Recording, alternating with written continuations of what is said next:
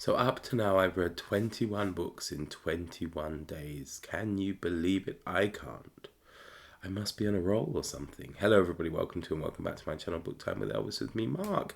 And I hope ever so much you're doing very well. Now, I'm not going to go through all 21 books with you because you can go back and look at the previous videos I've done. 7 books in 7 days, 7 more books in 7 more days, and now currently 21 books in 21 days. I'm only going to do the last 7 with you because, as I say, other videos exist, the shorts exist, you can go back and watch those. But this week I kicked off with some Nikolai Gogol. It was a play, The Government Inspector, supposedly one of the funniest comedies written in the Russian language. And yeah, it was pretty amusing. This edition's translated by Roger Cockrell. It's from the Alma Classics collection, and yeah, I did find it funny in parts. I mean, I wasn't, it's not for me 3 Men in a Boat funny, but there's a certain absurdity to it, and the corrupt officials and things are kind of funny as well. So yeah, it was good. It was good. It was good. Next up, we had The Queen's Gambit, which was thoroughly enjoyable. Definitely a corker. Really, really liked this one. Our character Beth Harmon and her internal struggles, and the fact she's a very self-destructive young woman who, I think from the age of 8, takes up chess, and she's something of a chess prodigy. And it's about her trying to break through into the male-dominated world and the Soviet-dominated world of chess in the 1960s, while she also battles addiction and other issues. And yeah, that was great, really great. And I've started the series on Netflix, and I must get back to that. You must excuse me, I'm a little bit ill, back at school now, so I've obviously caught something, but hey ho. Following that, we have the Alan Bennett screenplay from the film The Madness of King George.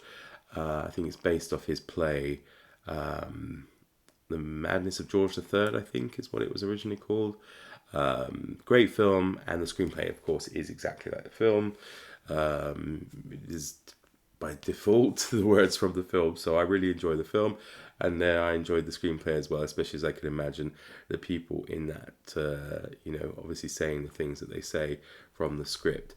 Next up, we have quite a pleasant surprise here, which was another graphic novel. I did one last week, and this is by Brenna Tumler, and it's called Sheets.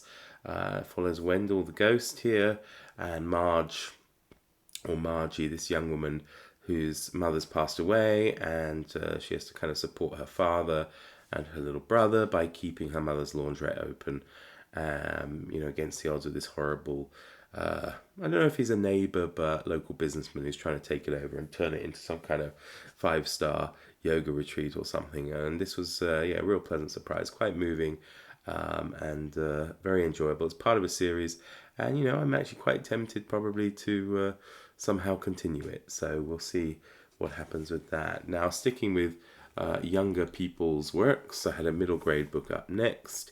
It's a Newbery Honour recipient rather than the winner of the Newbery Medal, and it's Gary Paulson's Hatchet, story of young 13-year-old Brian Robeson, who survives a plane crash armed only with this little hatchet in the Canadian wilderness, and how he attempts to survive there with all sorts of creepy crawlies, beasts of the woods, and all that kind of stuff for him to have to deal with until he may or may not get rescued. You'll have to read it to find out. But it was also a solidly enjoyable read, and part of a series too.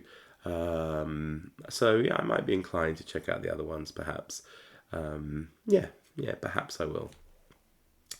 Then next up, we have a solid go-to and favourite part of a series. I don't think it matters at all in which order the series is read in. I read a few in order and haven't really noticed any particular pattern or benefit to necessarily reading them in order.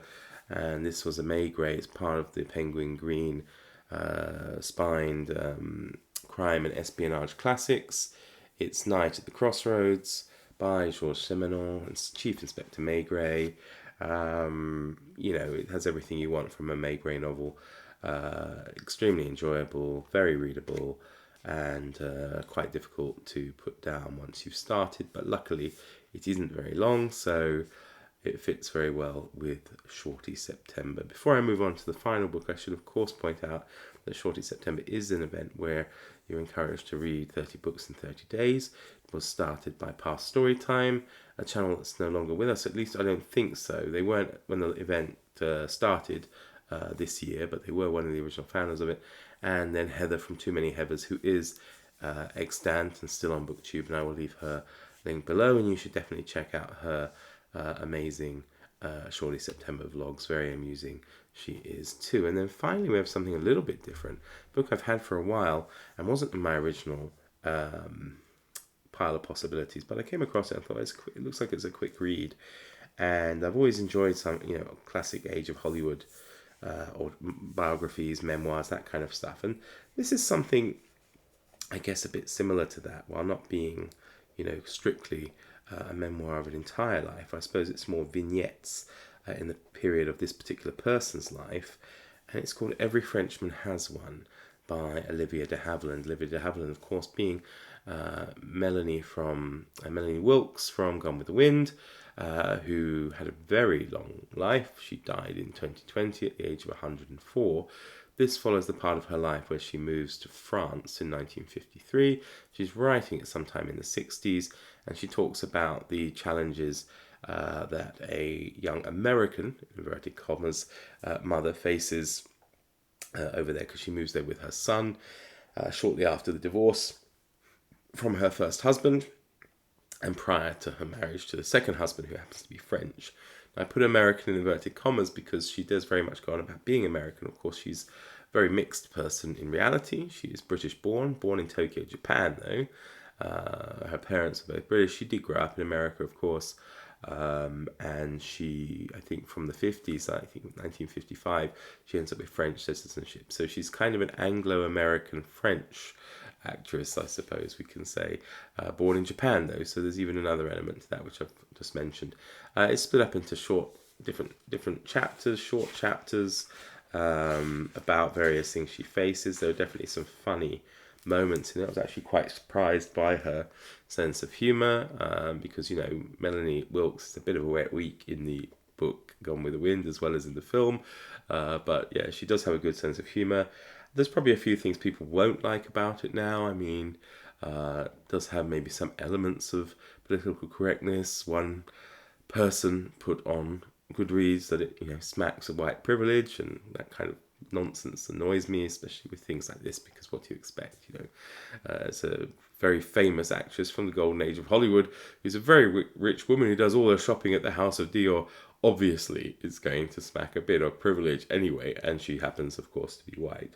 But there are a few other things in there, like she does discuss her admiration towards the end of the book for Robert E. Lee, but she justifies her doing so according to, I suppose, what she knows about him, and maybe she didn't have, at the time she wrote this, anything extra. And of course, I don't know much about the life of Robert E. Lee, but she it's primarily because she's talking about how to educate her son as an American man while living in France, and she reads these books about the lives of great Americans, and she holds Andrew Jackson and Mark Twain up to be very poor examples because they're naughty boys, basically. They play hooky, they don't work hard, not very good to their mothers, whereas she says, Robert E. Lee was a good one because he was good to his mother. He apparently freed slaves before the Civil War, and he was studious and all that kind of stuff. But whether or not there's any truth to that, I have no idea. But it didn't detract from this being a nice kind of